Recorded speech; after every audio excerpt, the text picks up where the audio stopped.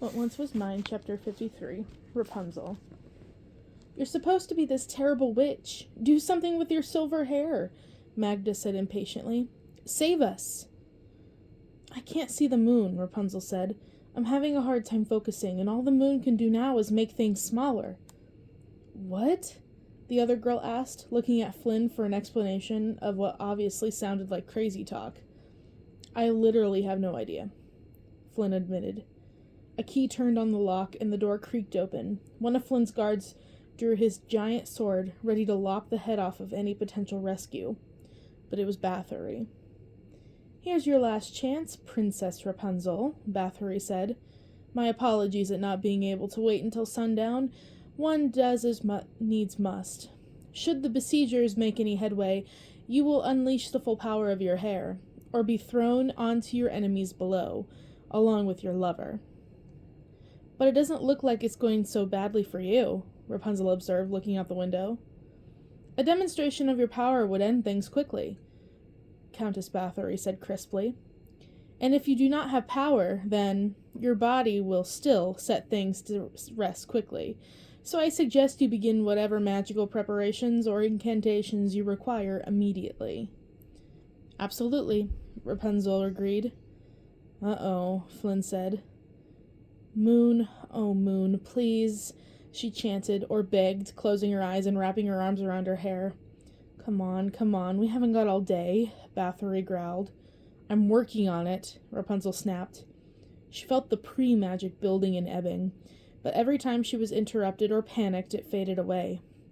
Focus, she muttered to herself. She tried to remember images of the moon, but couldn't pick just one. Multiple versions in all its different phases slipped quickly through her mind. All right, first him, Bathory said to the guards, pointing to Flynn. They nodded. One took out a knife and cut the straps, holding him to the chair, pulled the chains from his legs. The other lifted him easily with one hand and tried to stand him up like a puppet. Flynn swayed and had trouble staying on his feet. No, Rapunzel wailed. Moon, moon, moon, moon! Maybe the Countess would be happy with some display, any display of power, if she could just get her hair to glow. Boys and girls come out to play? Magda suggested timidly. What? Rapunzel demanded distractedly. The children's rhyme? The poor maid obviously had no idea what was going on beyond Rapunzel seeming to need something about the moon. Boys and girls come out to play. The moon doth shine as bright as day, Rapunzel finished. She thought of the bright, cold, winter full moon that cast a light so strong that windows in her tower lit up like magic, and instead of sunbeams, blue moonbeams traced the floor. She would run to the tower window. Leave your supper and leave your sleep. And the whole world would be white and blue, as bright as daytime, but with a glowing magical scrim. Rapunzel had felt like she could dive into it, fly over the whole world in its strange state, and join your playfellows in the street. Her hair began to glow. Bathory's eyes widened, less with pleasure and more with surprise. It was almost like she had never really thought that the magic was real, but it had all been a trick. But a nasty, smug look grew on her face regardless. The guards were outright stunned. What the one on the right said. Witch, the other one cried. And then Flynn, who had looked like he was on the point of passing out, suddenly spun and drove his fist straight into the man's groin. The injured guard didn't fall over, but he did kind of collapse onto himself, clutching and groaning. Pausing only a minute to put a hand on his bandage, Flynn ducked under the blow from the second guard. He dropped to the ground and rolled hard into his opponent's knees. The guard fell heavily into Bathory, knocking her over. The Countess screamed hysterically, flailing her arms and trying to get out from under the heavy man, who now dragged her to the floor with him. Any time now, Rapunzel, Flynn panted heavily. Trying, Rapunzel said. What should she shrink? And suddenly she saw it. Saw the castle as the moon might. Saw the world from above, and the fight below, and the stupid, stupid tower where fate had ironically considered to lock her up again. Hateful tower. As small as a doll's tower, really, but seen from the height of the moon, insignificant. Nothing. Strange things began to happen. The light in the room changed as if shadow and illumination were switched. Flynn cried out. The wall he had been leaning heavily against suddenly wasn't. It melted away and then reappeared under his hand, which he hastily yanked back. The whole structure of the tower seemed to be there and not, like in a dream where you realize something shouldn't be, and so it suddenly isn't. "Is this it?" Bathory demanded, finally managing to stand up. No one was listening. The first guard apparently didn't notice what was going on around him. Too filled with personal fury, he ran at Flynn, helmeted head down for ramming. Flynn managed to spin mostly out of the way. The spiked helmet smashed into the bony part of his hip. The best of all possible alternatives, but still not great. Ryder cried from the pain as his neck snapped back, jarring his already injured head. "Come on," Rapunzel cried, stepping over and around the guards, grabbing Flynn's arm. "Where?" he gasped. It was a fair question. The second guard and Bathory had sorted themselves out and blocked the only exit from the room. The windows were still too narrow to get through, and the walls still weren't making any sense. Everything was covered in sparkles. Rapunzel could feel what the magic wanted to do, and if she was in the wrong place at the wrong time, it wouldn't matter who had summoned the magic. Her ending would be short and stony. "Not here," she answered, grabbing Magda with her other hand. Pascal wrapped his tail around her neck tightly.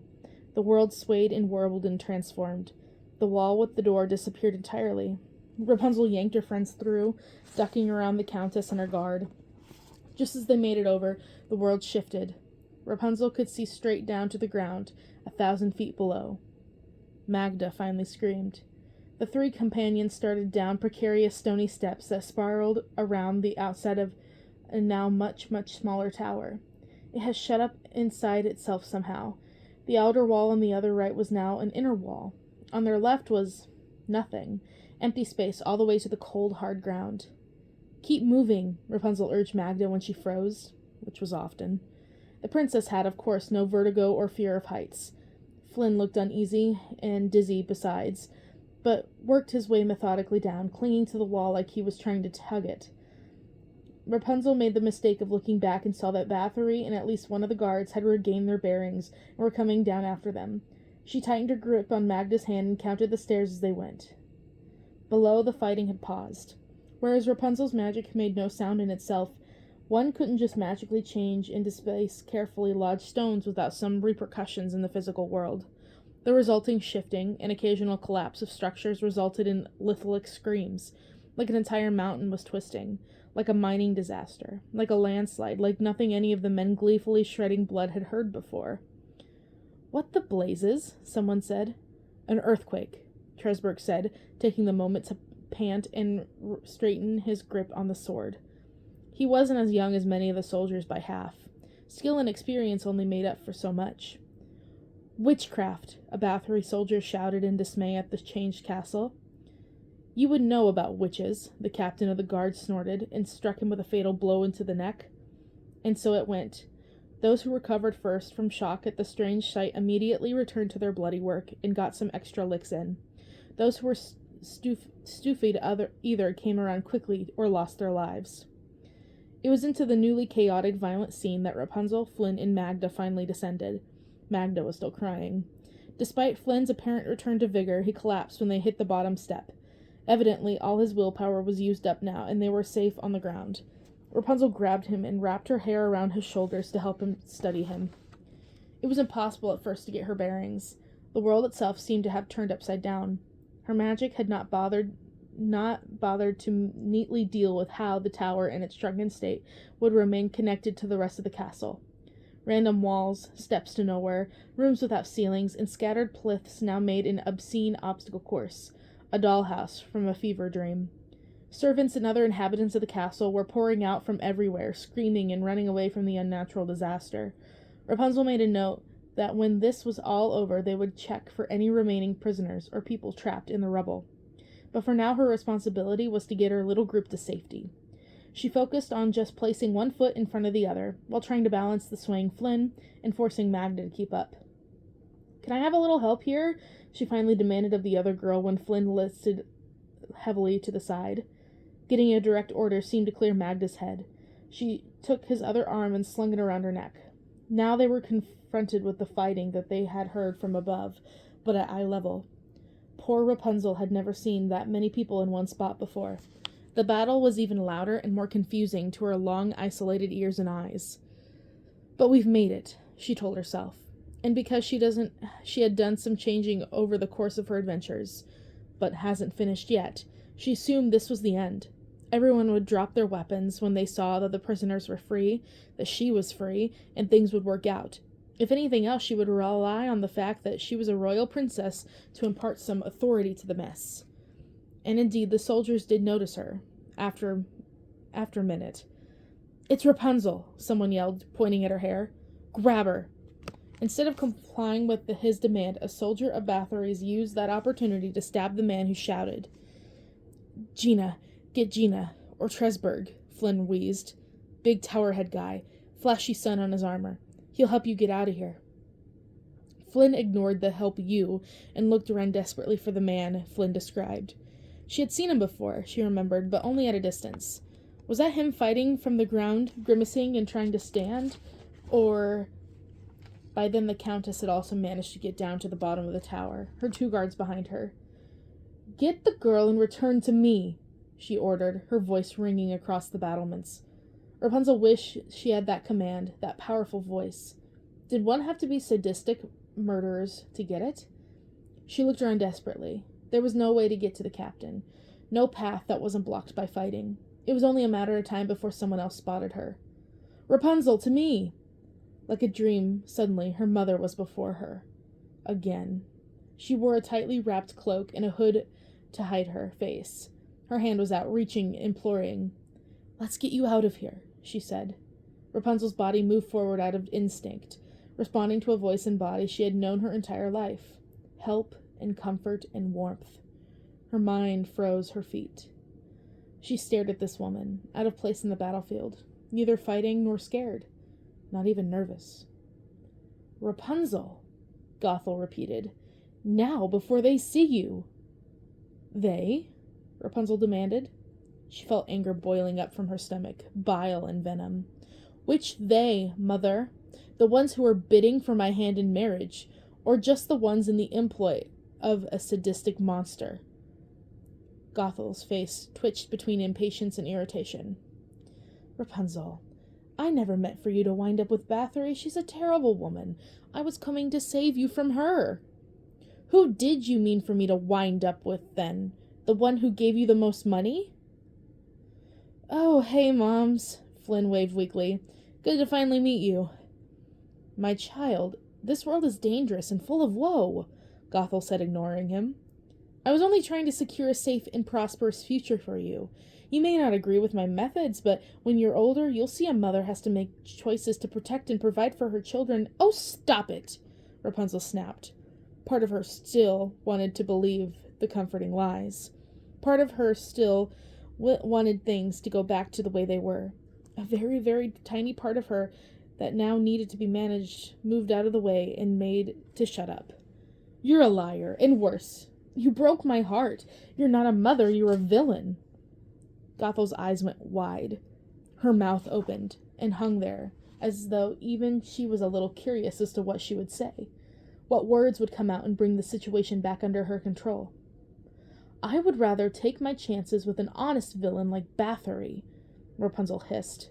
"Get out of my sight and never let me see you again." "Or what?" Gothel asked, a knowing, nasty tone in her voice, her real voice. "What could you do to me, Rapunzel? I am your mother, and besides that, I control all of these sword-playing idiots."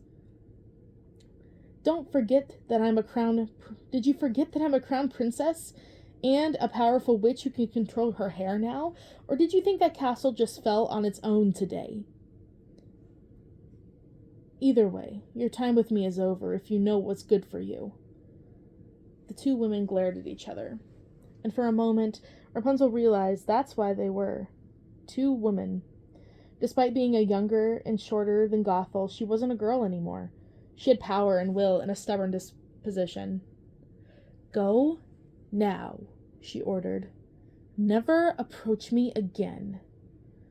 Her mother started to growl something.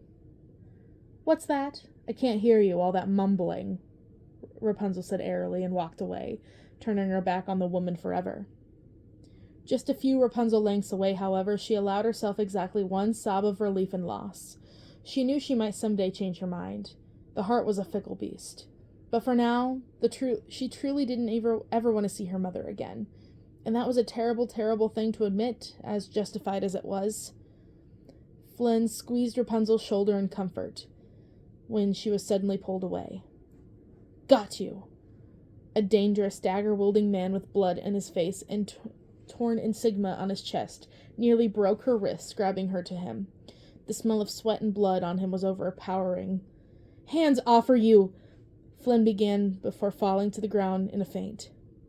"I am a crowned princess," Rapunzel shouted as hotly as she could. "You will remove your foul hands from me at once." "I've got her!" the man yelled, shaking her to be quiet as though she were a child or cat he hated.